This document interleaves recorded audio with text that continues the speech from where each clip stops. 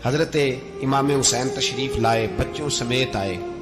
حور بن یزید ایک شخص تھا، حور بن یزید، حور بن یزید نام یاد رکھنا۔ حور بن یزید ایک مختصر سا لشکر لے کے اس نے امام حسین کو ایک جگہ پہ روکا، پھر دوسری جگہ پہ روکا، بالآخر تیسری جگہ پہ روکا تو امام حسین نے فرمایا جگہ کون سی ہے؟ کہا حضور کرب و بلا۔ فرمایا بس یہی خیمے لگا دو، یہی۔ حضرت سیدہ زینب نے پوچھا امام حسین سے کہ سارے زمانے نے روکا ہے، ٹھیک ہے آپ حق پہ ہیں، یہ بھی سب نے کہا آپ حق پہ ہیں، پر روکا بھی سب نے، آپ روکے کیوں نہیں؟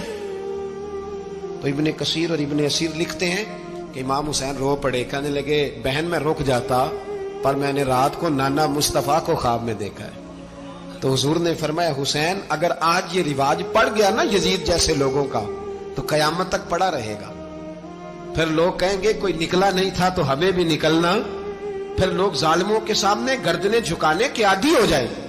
میں کہتا رہتا ہوں، کہہ رہا ہوں، کربلا کی جنگ کفر اسلام کی جنگ نہیں، کفر اسلام کی جنگ نہیں کربلا کی، کیونکہ یزید تو بڑا پکا نمازی تھا، خطبہ دیتا تھا وہ تو۔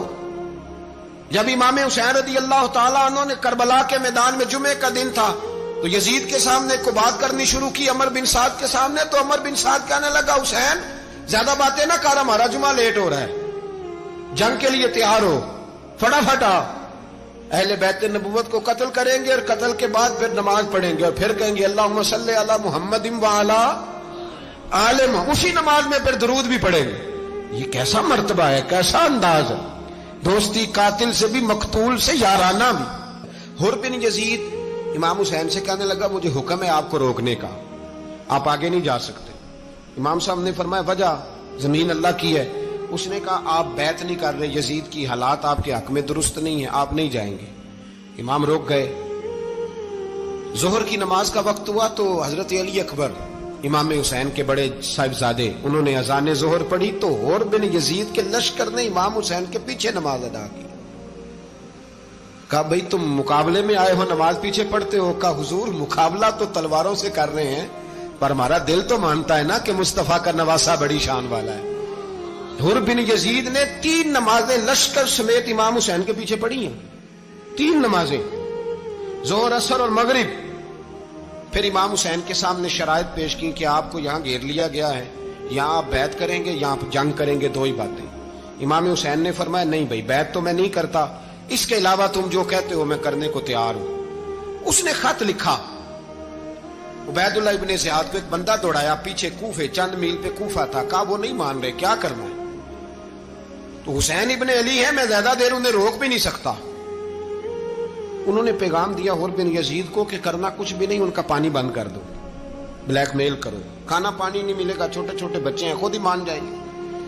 حضرت امام علی مقام کے بارے میں حور کے پاس جب یہ پیغام آیا تو حور کہنے لگا میری طبیعت نہیں مانتی حسین پر پانی بند کروں، دل نہیں مانتا۔ جب یہ لفظ کہے نا دوبارہ تو پھر عبید اللہ ابن زیاد نے عمر بن سعد کو 10,000 آدمی دے کے بھیجا، کہا حور بن یزید لچک دکھا رہا ہے حسین کے حق میں۔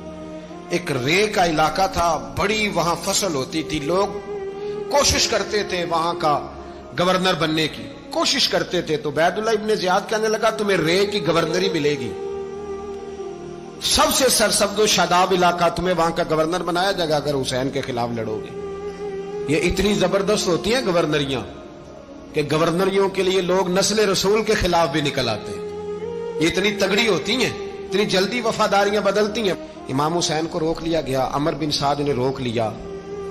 1 محرم کو امام آئے، 7 محرم تا روکا گیا، 7 محرم کو پانی بند کر دیا۔ جانور پانی پیتے تھے، گھوڑے پیتے تھے، کتے پیتے تھے، لیکن مصطفیٰ کے گھرانے کو پانی پینے کی اجازت، 3 دن تک پانی بند رہا۔ 9 محرم کو عمر بن سعد نے اور لوگ بلائے۔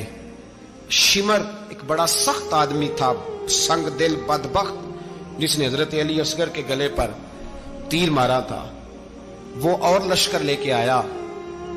رات کو کہنے لگا امام حسین رضی اللہ تعالیٰ عنہ سے کہ بس بڑا ہو گیا، یہ 9-10 محرم کی درمیانی رات، یا آپ جنگ کریں گے یا آپ بیعت کریں گے، 2 ہی باتیں۔ امام حسین اندر گئے، سیدہ زینب سے مشورہ کیا، باہر آئے، فرمایا بات وہی ہے جو پہلے دن والی ہے۔ او بھائی بچے ساتھ ہو، सहरा का इलाका हो, तपती हुई रेत हो, इतने कठिन और सख्त हालात, चारों जानब मौत ही मौत, दूर दूर तक अपनों का नामो निशान कोई नहीं, और अकेले फैसला करने वाले इमाम हुसैन, बाकी सारे बच्चे हैं या औरतें, सारे बड़े अकेले।